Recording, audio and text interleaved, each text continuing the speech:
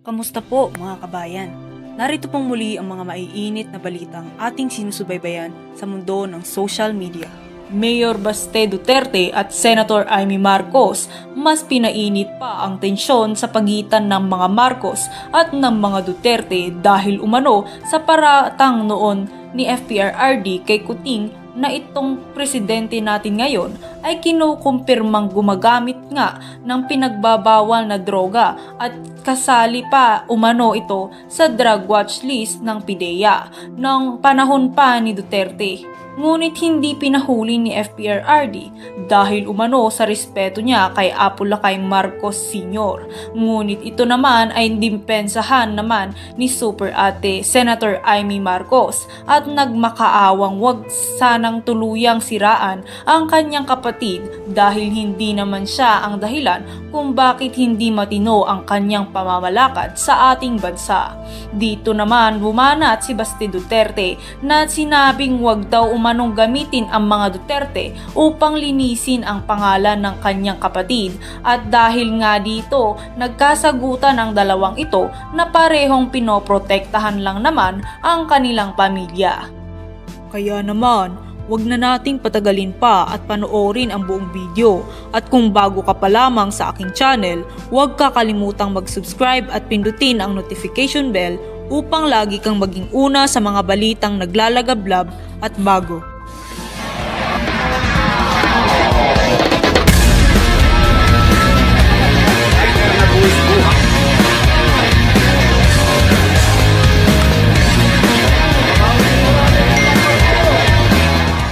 Ayon sa isang netizen, bakit po si Senator Amy lang ba ang nanggamit? Lahat naman po kayo naggamitan, huwag na po kayong magmalinis.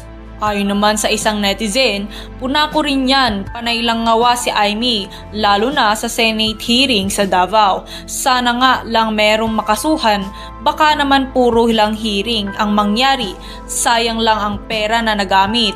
At dagdag pa ng isang netizen, kasalanan ni Amy, alam niya bangag ang kanyang kapatid, bakit pinayagan ng niyang tumakbong presidente ang bangag niyang kapatid, siya ang dapat sisihin. Ulit-ulit ko sinasabi sa inyo ito paulit-ulit ko sinasabi sa inyo ito. Ito talaga si Baste, ang masasabi ko nakakuha talaga ng na mga katangian ni Pangulong Duterte. Bakit to? Si Baste yung tipo ng tao na hindi politiko pero nasa government service, ika nga. Siya po ay yan yung tipong kung ano yung talagang sa tingin niya, pinaniniwalaan niya ay sasabihin niya. Finally. Bakit? Hindi, alam mo, sa totoo lang, kasi na-appreciate siya ng mga bawat Pilipino Sa totoo lang ang mga Pilipino, medyo naririndi na sa mga katulad ni Amy. Totoo po, di ba? Medyo tayo mga Pilipino, bullshit na tayo sa mga karakas na katulad ni Senator Amy. Yung puro lang talk dan talk, wala namang gawa. Yun ang totoo, walang biro, ha? O, baka ipagtanggol na naman yan. Easy ka lang, anaro, tagsisimula ka na naman ng gulo Basta mga babae, ginugulo mo Hindi, alam mo kasi ganito lang Ganito lang ang siste. Ganito lang. Papaliwanag ko lang na maigi sa inyo. Alam nyo, mainit na mainit tong issue na ito. At napilitan ako mag-live ngayon kahit po sa totoo lang, Saturday ngayon medyo panahon ng Netflix ngayon. Ang ganda-ganda pa naman ng pinanonood nating Criselda. Oy, hindi ho yun Viva Max Hindi, maganda ho yun. Sabi nga ni, sino ba to? Nung si Narcos. Sabi niya, ito daw ang kinakatakutan niyang babae. Si Criselda. Panoorin niyo sa Netflix yan. Tungkol yan sa mga, sa mga narco, dyan sa Miami. Anyway, ito na nga. Alam mo, paulit-ulit ko pinapaliwanag ko sa inyo ito. Pinapaliwanag ko po sa inyo ito na ito si Senator Amy, halatang halata ko na yung galawan nito. Kasi ito yung tipo ng galawan na, alam mo, how do I define Senator Amy? Senator Amy is like her mom, si Imelda Marcos. Oo. Ito makinig kayo mabuti. Makinig kayo mabuti dito sa sasabihin ko. Malupit na malupit to. Kung kayo nagsisi, kayo, hindi kami, kayo lang mga bumotong tatanga-tanga. Kung kayo nagsisi at binoto nyo si Bongbong Marcos, mag-ingat kayo kay Senator Amy. Si Bongbong Marcos ang tipo ng nadadali siya dahil siya'y mahinang nilalang. Ano ibig sabihin nun? Mabuting tao, kuno, pero siya ho ay sumasama ang gobyerno dahil siya ho ay nakokontrol ng mga taong nasa paligid niya. Yan ho si Bongbong Marcos. If you don't like Bongbong Marcos, dapat ninyong mas hindi magustuhan si Senator Amy. Si Senator Amy is another Bongbong Marcos with brains. Mas tuso ika nga. Mas mahirap po ito. Pag ito ang natungtong sa national government, mas mahirap po itong kalabanin. Bakit to? Kasi mas tuso ho itong alin na to. Mas ano ho ito? Mas mana ho ito sa nanay niya. Kaya nakakatakot. Anong ibig sabihin nun? Simple lang ho. Ito yung taong marunong maglaro sa politika. Diba? Ang ginagawa niya ngayon, sa panahon na ito, siya ho ang naglilihis ng tunay na issue. Ang issue ay yung PI. Tama. Pero may mas malalim na issue dyan. Ang tunay na mas malalim na issue dyan ay walang iba na pinababayaan ng ating presidente itong mga nasa paligid niyang gumagahasa ng ating gobyerno. Pinababayaan niya yung mga nakapaligid sa kanya. Ang problema, hindi mo pwedeng gawing rason yun. Ika nga ni Atty. Vic sa amin hindi ho siya excuse. Weakness is not an excuse. Diba ho? Tama ho yun. Weakness is not an excuse. So ano ibig ho sabihin ito? Simple lang. Weak pa ho ito, ganito na gobyerno. Paano pa ho kaya kung maglagay ka ng isang tuso dyan sa loob ng palasyo na may karakas ng mga Marcos? Yan ho si Senator Amy. Paulit-ulit ko na sinasabi yan, nilalaro lang niya mga Duterte. Mr. President, I hope you're listening. Senator Amy is playing with you, your entire family. But thank God, you have a mayor like Baste. You have a son na katulad ni Baste at ni Pulong na hindi na magpapabudol. Ngayon, maaring sinasabi ng iba, ibig mo ba sabihin, Banat Bay, si Vice President Sara Duterte nagpapabudol kay Senator Amy? Bibitinin ko kayo dyan. Commercial! Joke lang. Hindi, bibitinin ko kayo dyan kasi kailangan mo na malaman ng iba, ng mga hindi ho aware sa social media. Nag-post po kasi si Baste ng message. Kung maaalala ninyo, sinabihan ni Baste si President Marcos na mag-resign ka na kung wala kang pagmamahal sa bayan. Galit na galit siya, di ba? As in, nag-trending mo si Baste. Umaga pa lang nung linggo, itong nakaraang linggo, nag-trending na siya dahil pinagre-resign niya si Marcos. Eto namang si ate, syempre, taga-salo. Hindi totoo, ganun ang ginagawa ni ate, taga-salo siya para malipat yung galit ng tao kay Romualdez at hindi kay Marcos. Taga-salo siya Oh. Naturalmente, kapatid mo ililigtas mo. Sinabi niya, nag-sorry na sa akin si Baste.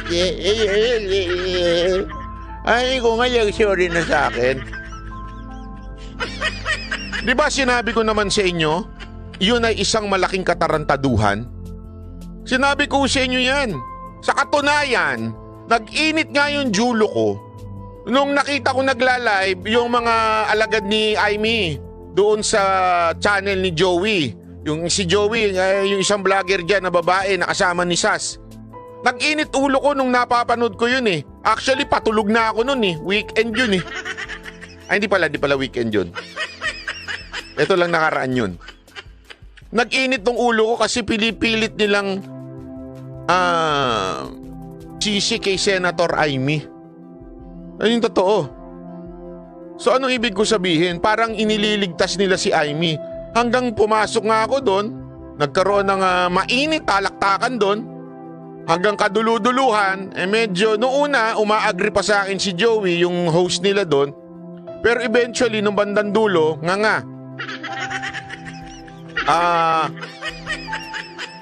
hindi ko po ikaw dinidisrespect vlogger Joey ha. Sinasabi ko lang naman talaga yung katotohanan. Bakit nga? Hindi mo kasi alam na pwedeng ipatawag ni Senator Aimee yung mga smugglers na pinagpipilitan mong hindi niya trabaho. Hindi niya nga trabaho. Ang problema kasi, daldal siya ng daldal. Paulit-ulit na siya nasabi. Bakit hindi ko sinasabi kasi parang sinisingle out ko naman si Senator Aimee? Ba't hindi ko sinisingle at siya naman ng daldal? Ang ingay-ingay niya. Sinasabi niya, sa kapatid ko, magalit ka naman. Pero nung may pagkakataon na siya, hindi naman niya ginagawa. Tama, mali. Di ba? Ngayon, eto na naman. Ginagawa niya, pinahihina ni Senator Aimee yung mga sinasabi ng mga anak ni Pangulong Duterte. Sabi ko sa inyo, di ba, binubudol kayo, ayaw maniwala. Doon nga sa lintik na Senate hearing tungkol sa PI, ano nangyari? Walang bago doon. Lahat doon alam na natin. Alam na natin si Romualdez sa may pakana. Alam na natin tuta niya to si Migs Nograles. Alam na natin lahat yan eh. Anong bago doon? May nagawa ba? Wala. Tama, mali.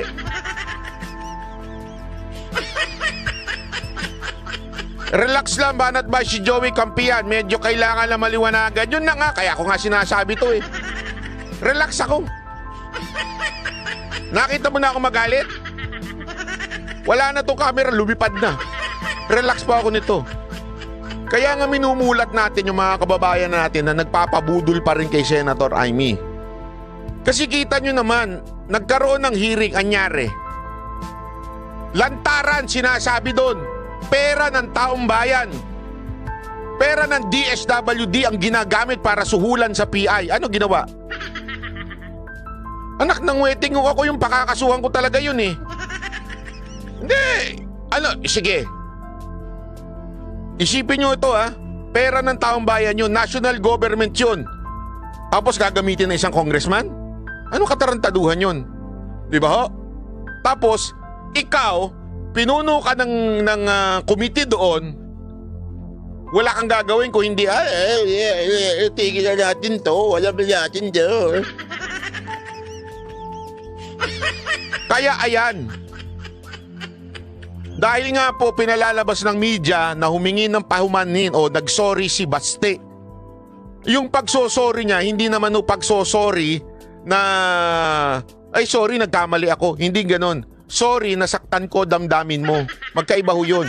Kaya kayo mga may jowa dyan, sisiguraduhin yung sorry ng mga jowa nyo ha. Kasi baka mamaya nakita nyo nakapatong sa iba. Tapos biglang nag-sorry sa inyo. Sorry naman. Alamin nyo kung saan yung sorry. Sorry dahil nagkamali ka at nakapatong ka sa iba? O baka naman sorry dahil nasaktan mo lang damdamin ko at nahuli kita. Magkaiba yun ha. Magkaibang sorry yun. Pero in fairness naman, sabi naman ni para lang patas tayo dito naman sa ating channel, patas tayo. Sabi naman ni Joey, naniniwala siya na yung sorry ni Baste ay hindi sorry humihingi ng paumanin dahil nagkamali siya. Tama yun. Nagsorry si Baste dahil nasaktan niya on damdamin siguro ni Senator Aimee o di kaya ay sorry I have to say this, parang ganon. Sorry I have to say this.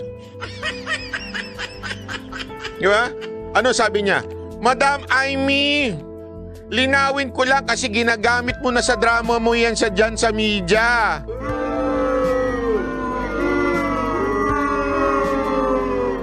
Alam mo, sa totoo lang, Ako ramdam ko to sinasabi ni Baste eh.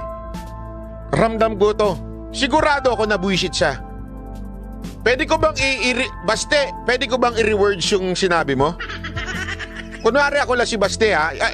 Kasi meron ako meron akong talent eh. In reading the minds of people. Nababasa ko yung sinasabi ni Baste eh. Yung nasa utak niya. Madam Amy, linawin ko lang kasi ginagamit mo na sa drama mo dyan sa media. Alam mo, nasa isip siguro nitong Baste. Ang ina naman, private yun. Hindi mo kailangan ilabas yun sa media. Private na usapan yun, ipal-ipal ka na naman. Private na usapan yun na nagsorry ako kasi natamaan kayo. Private yun. Ipal-ipal ka na naman sa media. O, yan o, diretsuhan. Humingi ako ng tawad dahil naaawa ako sa'yo. Yun. Hindi dahil sa mga sinabi ko tungkol sa kapatid mo na presidente. Ang linaw po niyan. Ang linaw po niyan. Ibig sabihin po, humingi siya dahil naaawa siya sa inyo dahil, pasensya na. Mahinan nila lang kayo. Hindi dahil nagkamali siya sa sinabi niya sa kapatid. Alam mo yun? Ang linaw niyan. Ito pa matindi. Eto sinabi niya, undangin ko gaman. Naku, patay tayo dyan. Pasensya na po, hindi po ako Bisaya pero alam na, intindihan ko yan. Undangin ko gamit ang imong mga jamming. Ano ang translation yan? Tinranslate na sa akin ng ng isa kong kaibigan Bisaya na Ilocano. Sandali, basahin ko Basahin ko lang. Ito sabi niya, ako na magta-translate pag di na ako unahan. Unahan niyo pa talaga ako eh. Ito, sabi niya. Sabi niya, tigilan mo na ang paggamit mo sa akin dyan sa jamming mo. Ano kayong jamming yan? Nagja-jamming siya na. Tigilan mo na paggamit sa akin. Ginagamit mo na naman ako eh. Which is, ang totoo niyan, alam mo, kitang-kita ni Baste na ginagamit ni Senator Amy ang mga Duterte. Ano, Senator Amy? Nakatikim ka na real talk, ano? Na-flip top ka ngayon, ano? Di ba? Na-flip top ka. Yan kasi problema sa'yo. Minsan walang bumabara sa'yo eh. Alam mo, Baste, at your service ako. Baste, you're the man. Yang ginawa mong yan, pupuntahan kita sa Davao. Yakapin kita. Kaya ako tulak dito pag niyakap ko to. Bayot ka, bay? Bayot ka, bayot ka, bay? Baka pag niyakap ko to si Baste. Baste, payakap naman isang beses. Nagpayakap ka kay Tingking Pinoy eh. Hindi, nasabi niya, tigilan mo ang paggamit mo sa akin dyan sa jamming mo. Pinapalampas na kita once pero napakaingay mo pa rin. Kasi yun naman talaga totoo.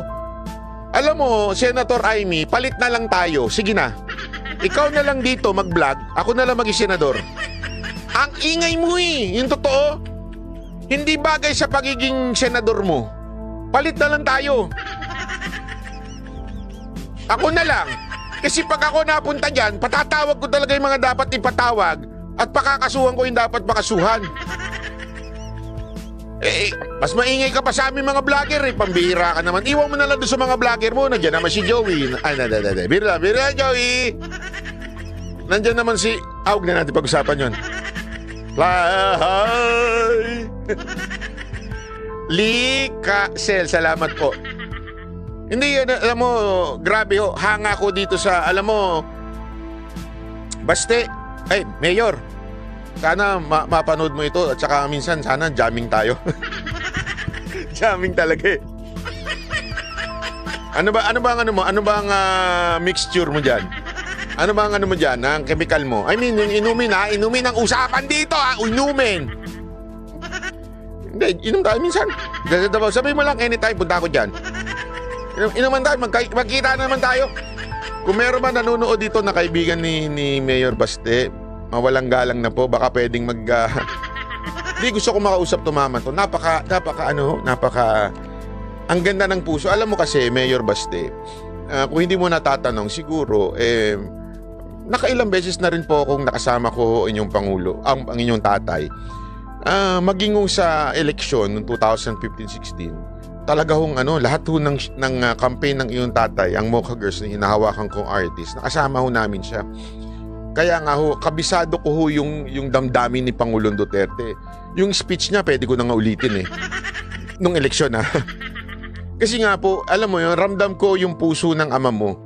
Yung ama mo talaga mahal na mahal niya bayan. Hindi po perpekto yung ama niyo. Wala namang perpektong presidente. Pero kitang-kita mo yung sincerity ng puso niya na talagang pagmamahal sa bayan. Yung sakto lang, di ba? Hindi man perpekto pero comfort for every Filipino. Yun At alam mo, nakikita ko sa inyo yun. Pati yung pagiging prangka. Actually, nung nandun nga kami before the speech of PRRD, binanggit kita sa tatay mo tungkol doon sa sinabi mong resign. Alam mo yung ngiti ng tatay mo, ramdam na ramdam ko na itong anak ko, parang ako parang ganun kasi may sinabi siyang Bisaya kay nung sinabi kong Sir President, yung anak nyo trending sinabi mag-resign si Marcos. Tawa siya ng tawa. Tapos nung kinausap niya si June Ibasco, si Capsec, Joylyn, salamat po, Legaspi. Alam mo, ramdam ko na nakikita ng iyong tatay yung ugali niya sa'yo. Which is maganda Kasi yan ang minahal ng taong bayan sa ama mo. Yung pagiging totoo. Ipagpatuloy mo yung ganyan. Ipagpatuloy mo yung ganyan mong pagmamahal sa bayan at malayo ang mararating mo. Not because may pangarap ka. No, I know wala kang pangarap. As a matter of fact, sinabi nga ng ayaw na nga ninyo na talagang nagiging sa politika. Si Inday lang talaga yung merong dugong politiko Pero ikaw totoo kang tao Totoo kang tao. And we need more people like you. That's true. Kasi alam mo, puno na kami lalo na dito sa Luzon, punong-puno na kami ng mga pulpol na hipokritong mga politiko. Yung ang bait-bait, pagkakausap, pero pagkaharap, mga hindot. Totoo.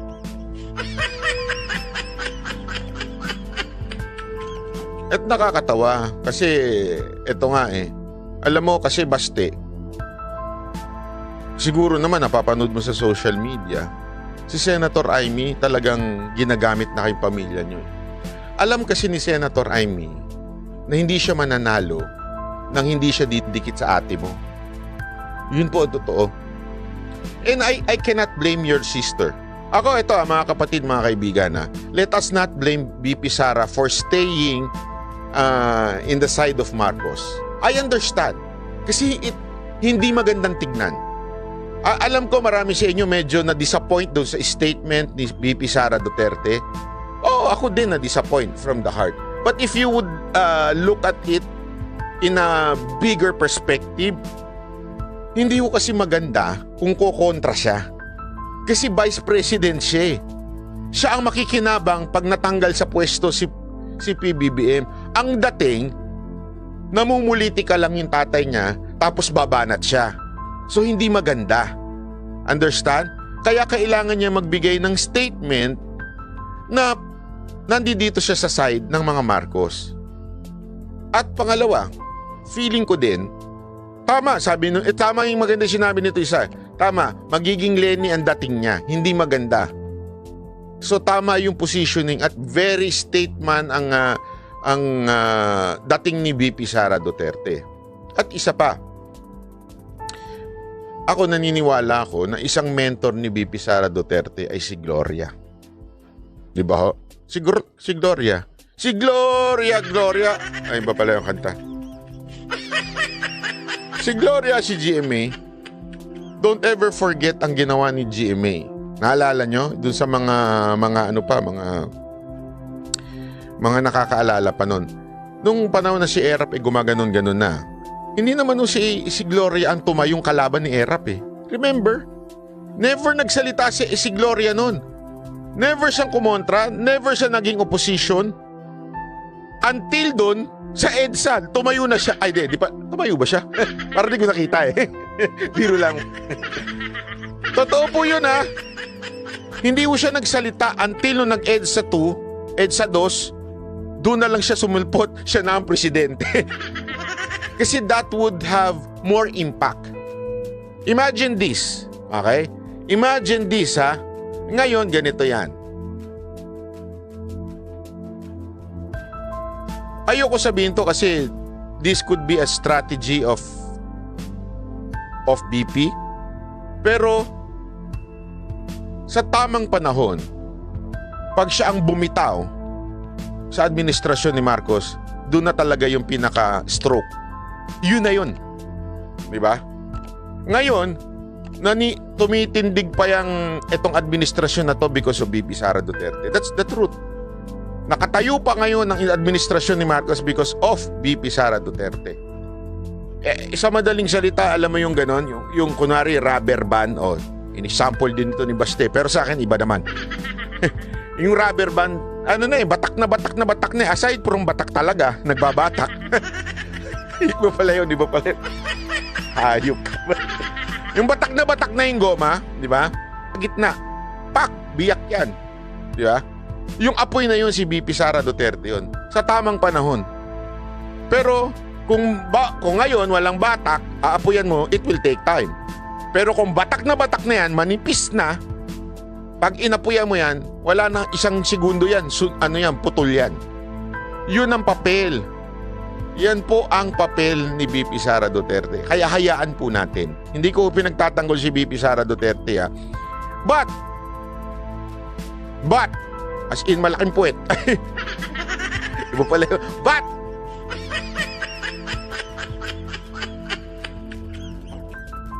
But, I hope hindi siya nagpapabutol kay Senator Amy. Kasi, Madam BP Sara Duterte, I hope you learn your lesson well. I know you're still in the side of Marcos because hindi magandang tignan kung kayo lalaban. But I hope you've learned your lesson well na nabudol kayo sa unity. Kasi Madam BP, huwag niyong kakalimutan. This is with all the, alam ko I cannot, hindi naman ako pwedeng magsalita kay BP Sara, alam ko matalino siya. Pero don't ever forget si former ES Vic Rodriguez. Kasi kung yun tao na yun, na talagang ganun, hanggang kaduluduluhan, hindi niya binabanatan si Marcos. It's because meron siyang meron siyang paninindigan. Remember, he is not just a friend of BBM. He is the lawyer of BBM. Kaya nga sinabi niya sa akin, sa simula sa amin, pasensya ka na, tinanong niya sa amin, sinabi niya sa amin nung nag-interview namin, pasensya na if there are things na I cannot answer because I still treasure the client's privacy. Sabihin kasi kliyente ko yan dati. So kahit ba hindi na kami magkasama niyan ngayon, yung client privilege na hindi malaman ng sikreto, hindi niya pwedeng sabihin. Or else, bilang abogado, madidiscredit siya na humawak. Wala naman daw siyang pangarap talagang tumakbo. Pero madidiscredit siya pagka sinabi niya yung mga pinag-usapan nila ni BBM nung kliyente niya si BBM bilang lawyer. Pero alam nyo, ito nga BP Sara si Attorney Vic ang lumaban nung iniwan si Bongbong Marcos ng lahat ng tao, si Attorney Vic lang ang natira sa tabi niya. Sabi niya nga kaya nga siya hindi nga siya naniniwala doon sa doon sa part na dinaya. Or hindi pala dinaya na din.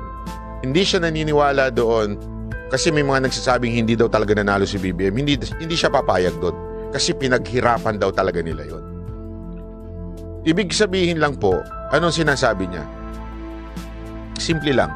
Ganun talaga sila ni BBM. And yet, imagine this, nilaglag siya. Yung relationship nila, yung usapan nga daw nila, hindi parang presidente. Pag nag-usap sila, parang magbarkada lang na nagiinuman. Pero, pag sinabi daw ni Bongbong Marcos, ito gusto niya, sinusunod niya kasi ginagalang niya yung presidente. Pero in terms of relationship, very close sila. Alam mo, Madam BP, I think, hindi naman sa nangaano ha, pero mukhang mas close naman siguro si Attorney Vic noon kay Marcos kesa sa inyo po. It's obviously, ma'am, ginamit po kayo ni Marcos para manalo siya. Pero yun po ang totoo. Huwag na ho nating pagbalibalikta rin. Kung wala kayo, hindi mananalo yung Marcos na yan. So ano ang problema ngayon? I hope natutunan nyo na po yung lesson na ngayon, nilalaglag kayo at ang inyong entire family. Kung talagang nirerespeto kayo, hindi po dapat ganyan ang ginagawa sa buong pamilya nyo. Kita nyo naman yung paglaglag. Not only your family, ma'am, even your supporters. You know, I think you know this more than anything else. All the supporters of PRRD and you are being persecuted right now. As in, even yung mga general na mantakin nyo, hindi ho ba pambababo yun? Ako nasaktan para do sa general eh. Hindi, totoo ah. Ako nasaktan do sa general na tinanggal. Pagkatapos mo nang i-appoint, naka-appoint na, nandun na papel, biglang binawi. Ako nasaktan doon. Bakit? Dahil taga Davao? Dahil nagsilbi sa Davao? Biglang binawi after the speech of PRRD? Ano to? Ma'am, pinipersecute ho, binabastos ho lahat, pati mga followers ninyo, pati mga ano ninyo. I hope you've learned your lesson well. It's time to listen to your father. I'm sorry to say with all humility, pero yan ang talagang damdamin ko eh. I hope you listen to your father. And I hope someday, hindi na maulit yung pambubudol sa inyo ng kapatid naman. Kasi it's pretty obvious, etong si Senator Amy ginagamit ka para ikaw para si Senator Amy ay may mahalal. Nung sinabi ko nga kay Joey na may angat, hindi niya maintindihan yung sabi na may angat. Joey, simple lang to. Ano sa tingin mo pangarap ni Senator Amy? Manatiling kong senador? That's bullshit. That's bullshit. Para daw hindi maangat, ganyan-ganyan, hindi daw pa nila maintindihan. Ano ba yung angat-angat? Ano ba pangarap ni Amy? Ano yan? Nandyan lang yan? Babalik sa lugar nila? No. Ma'am, may pangarap yan. May pangarap po yan.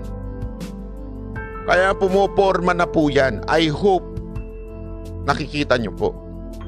Bakit to? Ma'am, BP, with all the respect, nakita nga ho ng kapatid ninyo na si Baste. Nakita ng kapatid ninyo nang nagdadrama, puro daldal, puro talita, umeepal, napakaingay, yun nga yung term niya, napakaingay. Ibig sabihin, may purpose. Re-electionist eh. May purpose. I'm not saying tatakbo sa Vice President sa 2025. Hindi sa 2028, siyempre. Or, maybe President. We do not know. Kasi baka mamaya, sakay lang siya ng sakay. Hindi natin alam, ma'am. Alam niyo, Madam, BP, tuso to si Amy. Hindi natin alam, baka may kinalaman siya sa pagbanat sa inyo eh. Kasi, eto lang just think of this, people in the house. Are you there?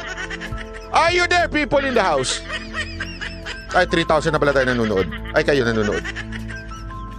Eto lang simple. Sino ang maingay sa 2028 na tatakbong presidente? O, alam naman natin yan. O, si Tulfo o si BP Sara. Yung iba, medyo malayo-layo na. Ang pinakamalayo si Romualdez. Di ba ho? Si Romualdez sa layo-layo. Sobrang layo. As in, sobrang layo. Munti ka nang mag-freeze. Bakit? Zero na eh. 0 degrees na siya eh. Di ba? Anong punto ko dito? Malabo to si Romualdez. Baka mamaya, decoy lang to. Naintindihan niyo, Madam? Baka mamaya, decoy lang ito si Romualdez. Tinatarget na ngayon ito. Pinalalabas nito si Senator Amy na ito talaga. Pero baka, Madam, nasa tabi niyo yung babanat sa inyo sa 2028. Bakit kanyo? Paano niya kayo babanatan? Alis ba sa tabi nyo? Lalabanan kayo? Kukontrahin kayo? No! Baka pinahihina niya kayo. Nakikikuntsaba siya sa iba pero kunwari hindi siya kakampi. Pero pinahihina niya kayo para eventually you would consider not running and supporting Senator Amy as president. That's possible. I'm not saying that would happen. Siyempre, depende yan eh. Lahat naman depende. Depende sa takbo ng panahon. Pero isipin nyo to what if ginagawa lang nito ni Senator Amy na ang target si Romualdez, tapos si Romualdez naman banat ng banat, bira ng bira kay BP Duterte, kasi nakita naman natin may yung banat na confidential funds si BP Duterte, it's very very masasabi mong may kurot sa survey sa survey ng ratings ni VP Sara, medyo kumurot ng konti.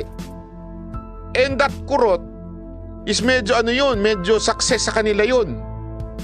Kung arawin ka until 2028, Madam VP Sara, baka mamaya bumaba ka ng konti. At pagbaba ng konti, bulahin ka nito ni Senator Amy. I'm not saying na magpapabola kayo, pero pwede kang i-persuade through your friends na mahina ka na, ako na lang, para tuloy-tuloy. Posible yun. Kasi sa galawan niyang yan, halatang halata, madam. Kuhang-kuha niya ang ugali ng nanay niya. Halatang halata po. Kasi ako you may call me a liar, you may call me pero ma'am, ultimong post ng kapatid niyo na si Baste, nakita niya yung drama sa media, yung pag-iingay, nakita niya yung panggagamit sa kanya, nakita niya. Sana po Madam VP, you would also see that. Hindi ko sinabing magbigay kayo ng statement kay Senator Amy, and that's not my point. Pero just be aware. Sabi nga sa buhay, lalong-lalo na sa politika, trust no one. Bakit po? Sa politika, yung dati mong kaibigan, kalaban mo na rin eventually. Yung kalaban mo, maaaring kaibigan mo, pero mas malaki yung chances yung mga kaibigan nyo magiging kalaban nyo in the future. So I just hope Miss Vice President Sara Duterte, you would somehow consider what I'm saying. Ako po, supporter ako ng hindi ho yan maki-question ng kahit sino man. Supporter po ako ng tatay ninyo. And now, masasabi kong I support pati ho itong galaw ho ni Baste. Kasi nakakabili po. Bibihira na ho yung nagaganito ng galaw. Yung, alam niyo yun, yung kahit may consequence, sasabihin mo pa rin. Kasi nga hindi namumuliti ka. Yung nagsasabi lang ng totoo. Ganun ho yung tatay ninyo. Si Pangulong Duterte, ganun na ganun . Si Pangulong Duterte ang tipo ng taong he would say it even if you don't like it. Even if ano ang resulta, he would say it. Sa madaling salita, totoong tao, wala akong pakialam. Naalala ko yan, kwento nila yan dati. Kwento ito ng mga nasa campaign noong 2016. Mga involved na tao sa campaign. Alam nyo ba na, di ba, naging issue na yung humahalik-halik si Pangulong Duterte sa babae o yung pagiging babaero niya. Sinabihan na nila si Pangulong Duterte, Mr. President, huwag na kayong sa babae. Iwas-iwasan nyo na po ng konti yung mga babae. Bawas-bawasan po natin kasi yan ang ginagamit ng kalaban. Sinabihan si Pangulong Duterte yan. Alam mo ginawa ni Pangulong Duterte after that sinabihan? Alalang-alala ko pa tong kwento na ito galing sa mga campaign managers na nakatabi kay Pangulong Duterte. After sinabihan si Pangulong Duterte, ano ginawa niya? Kinandong niya yung babae. Tapos hinalikan niya ng todo-todo. Yun ang totoo. Alam mo, kakaiba, unpredictable ka. Alam mo yung campaign manager, napakamot na lang talaga . Bira, oo. Kasi nga, Sinasabi ko bang okay yun? Sinasabi, hindi. Nagpapakatotoo si Pangulong Duterte kasi at that time, parang tanggapin nyo ako ng ganito o wag na. Ito ko eh. Diba? So tanggapin nyo. Kung ayaw nyo, di wag. Basta ako, ito ang pinaglalabang ko, bansa. Ngayon, sa babae, ganito. Pero hanggang dito lang to. Which is totoo naman, hanggang dun lang. Oh. So anong ibig ko lang sabihin? Sinasabi ko ba na dapat maging babaero? Hindi yun. Ang punto dito, it's being true. Kaya nga siya minahal ng taong bayan eh. Eto si Basti ganun din. Kaya ipagpatuloy mo lang yan, Mayor Basti. Alam kong ayaw mong tumakbo sa mas mataas na posisyon pero malayo mararating mo. Pagka ganyan kayong magiging totoong politiko ka, napakalayo na mararating mo, sir. Dahil yan ang hinahanap ng taong bayan. Jimmy Kim, salamat po. So, sana ho mga kababayan, pumasok po sa puso't isip. Maraming salamat sa inyong panunood mga kabayan. Kung nagustuhan ninyo ang video na ito, huwag kakalimutang mag-like at mag-subscribe sa aking channel para sa iba pang mga kapanapanabik na nilalaman. Hanggang sa susunod na video, ingat kayo at mabuhay.